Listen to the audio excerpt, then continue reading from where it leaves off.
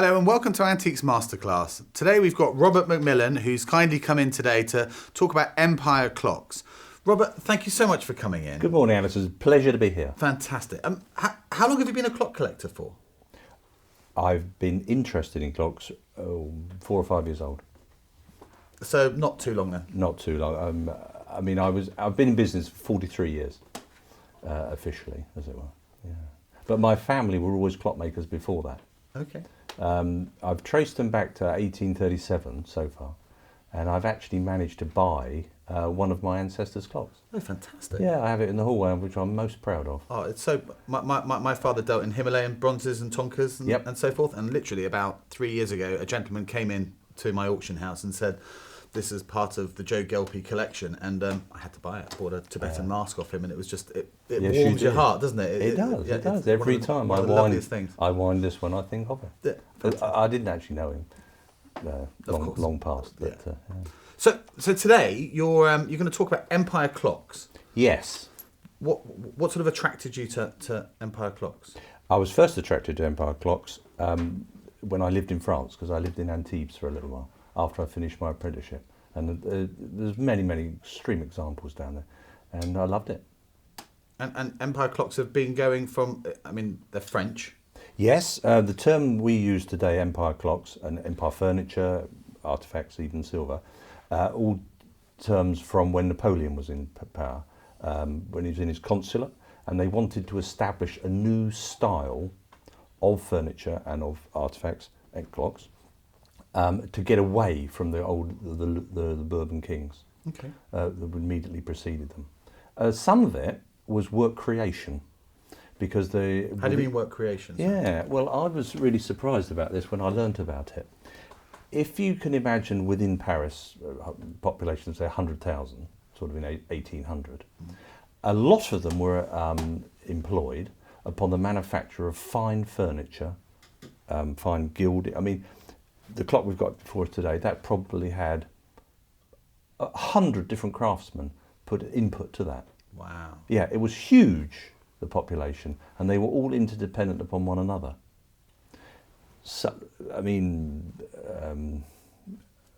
Napoleon's first wife, she actually even started up her own factory, which is the Sèvres factory today, and that was purely to work creation.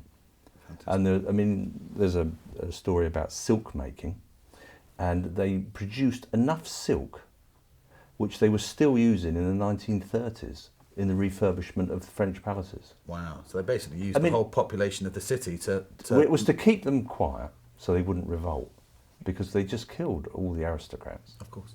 Who had been giving them work.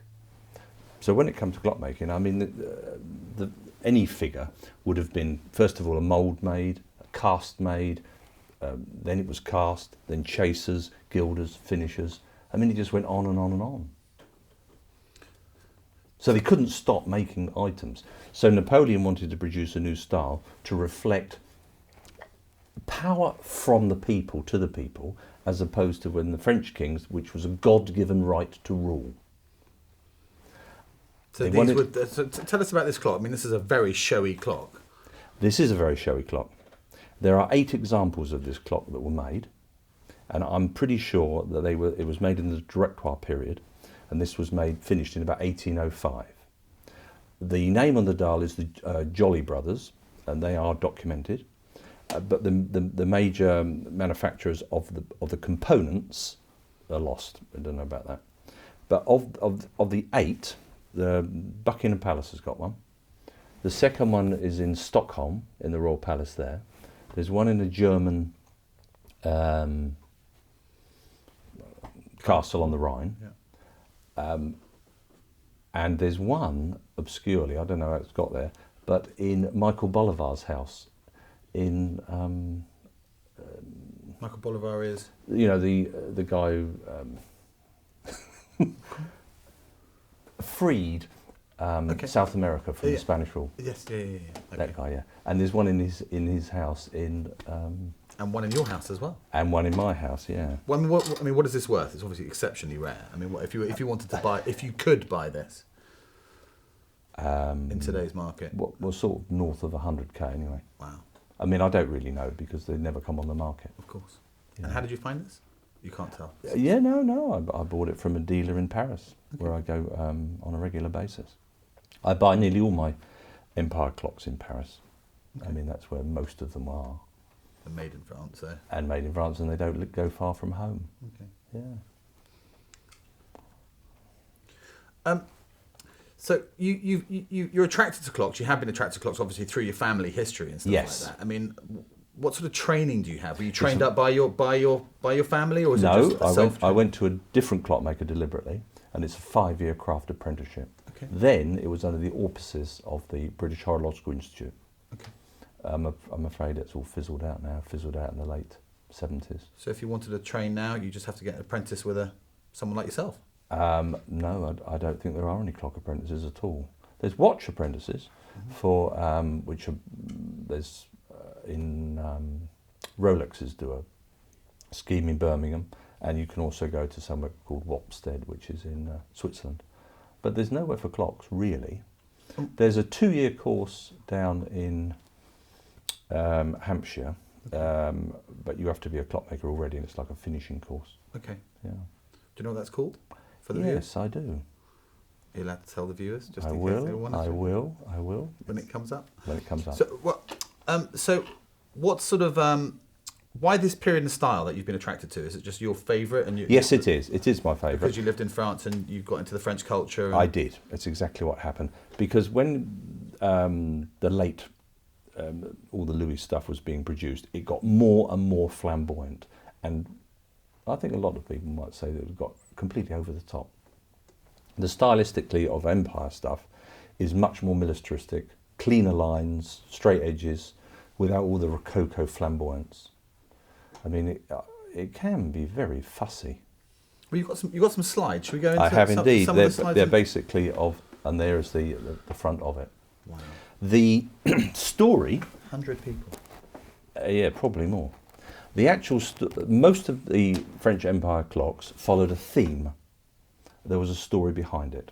This particular one was the theme of the Oath of the Herati. Now, back in ancient times, when the myth might be true, but Greek, Roman. yeah,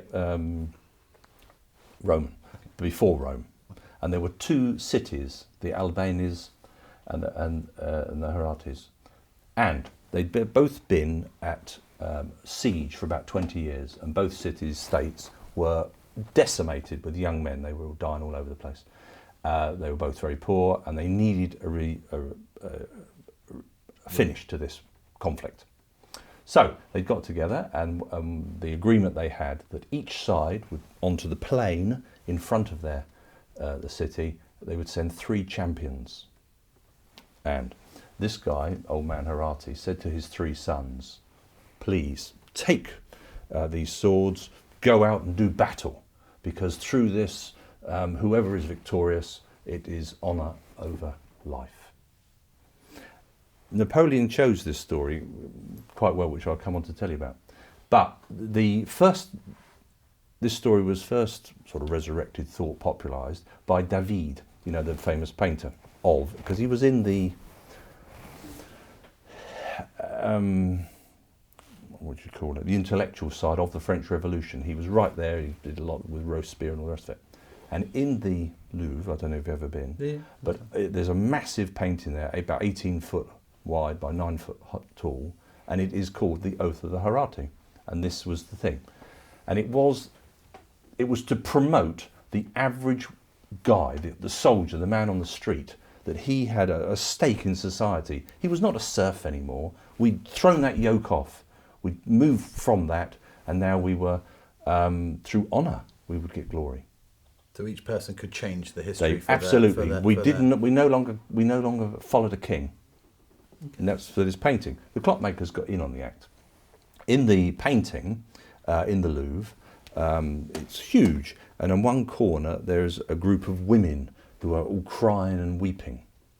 And we're told through the story that the older woman is the mother, and she is comforting her daughter.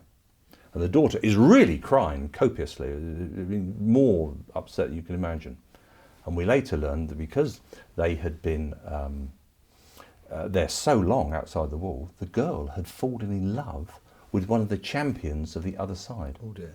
So she knew at the end of the day she was going to either lose a brother or a husband or both. And this was to show how we've got to look after our women in society. Okay. Anyway, and these three guys did it. This one, the clock goes on, and it's got the lower panel. I think we've even got a picture of the panel. There it is here. This is obviously the only one standing left. He's one of the three brothers. His other two are dead, and the other three champions have already perished. And it's great for Napoleon because it is solidifying the community to fight for him, to give them empower them. Exactly, because he was trying to get power through when he was in the consulate period. There's lots of further details all about it. On the top there, obviously the three swords, but we've got the three wreaths of victory on this one, and all the other symbolism as well. You can see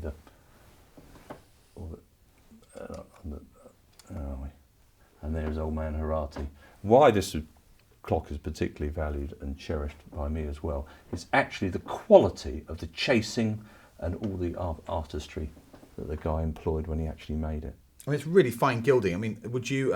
You've obviously had this re-gilded over time. No, I haven't. Oh no, wow, no. Fine. Yeah, I mean, I think because the previous owners they probably kept a blanket on it, virtually all its life, apart from when they were doing it. Because even the upper edges, all the gilding is still intact. You probably recognise that this is mercurial gilding, as opposed to modern electroplating.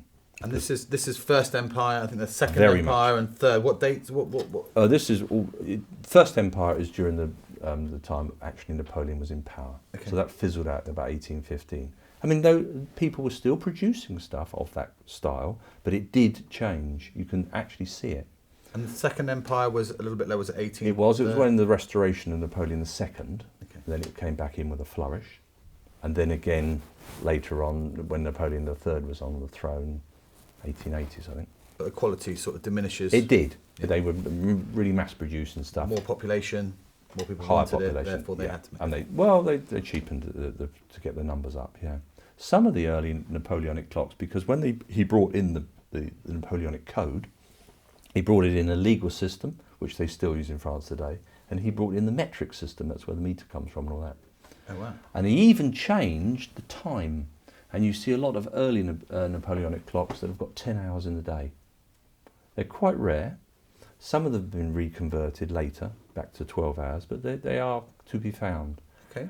And it's and that changed the whole world. Napoleon changed the whole world on the clock from 10 to 12 hours. No, it was 12 in England and the rest of the world, but he changed it to decimal time. Typical French, eh? Typical French. Didn't last very long, but. Only joking. Anyone who's French listening, sorry about that. They've got lovely cheese as well. Yeah. But that all that fizzled out, and some of them were converted. But you do find the odd one. They've got several examples in the Muséum Décoratif Artif in Paris, if you ever want to see any. Okay. Yeah. All right. So, what sort of? Because you've been in the clock industry for a long time now. Yes. Are you part of a trade organisation?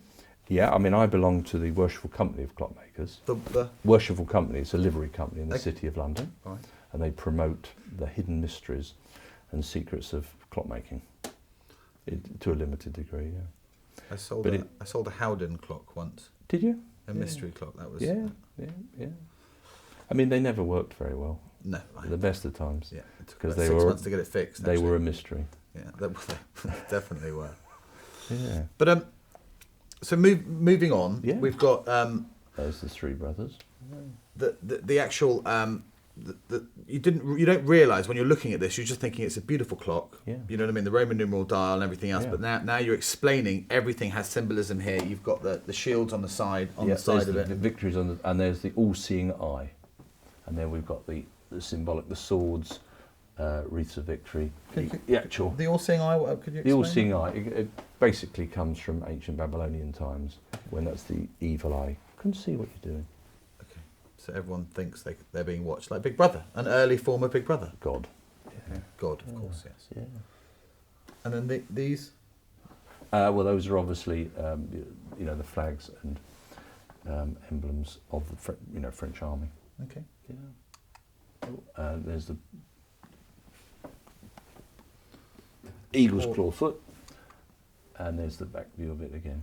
And it would have been sat against the mirror originally. Yeah.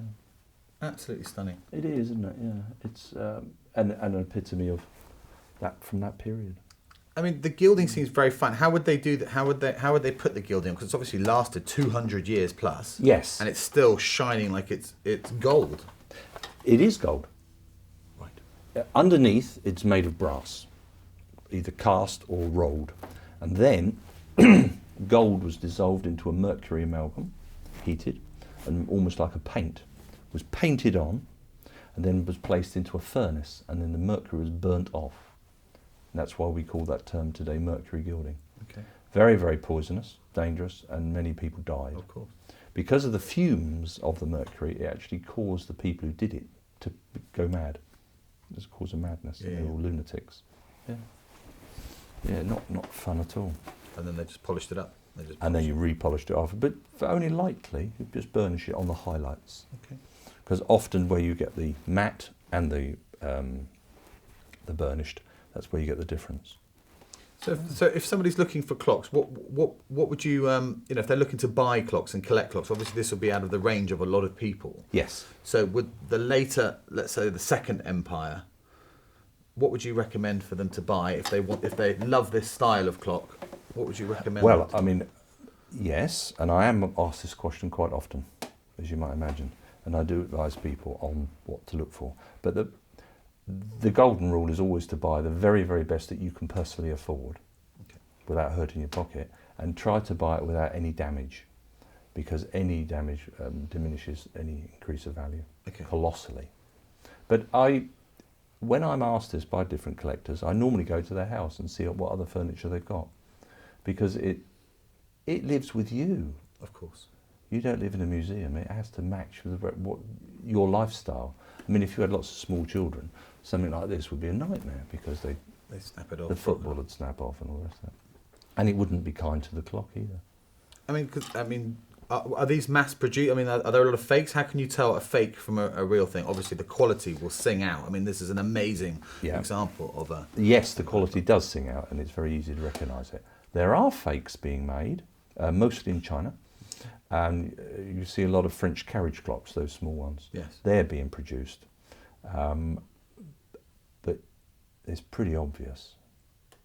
I mean, particularly What sort of signs would you look for? For a punter, how would they, just a few pointers for them to look at? I mean, It's obviously common sense. No. They need to one of the things that they nearly always slip up on are the screws. Okay. It's actually put together with screws. And all of those screws were all handmade and polished. You can just see that one, it's even blued. Yeah. But all the fakes I've ever seen use mass-produced cheesehead screws, okay, straight out of a machine, and they're all identical. These will all have been handmade. So all be slightly different? All slightly different, yeah. That's one of the easy signs to tell.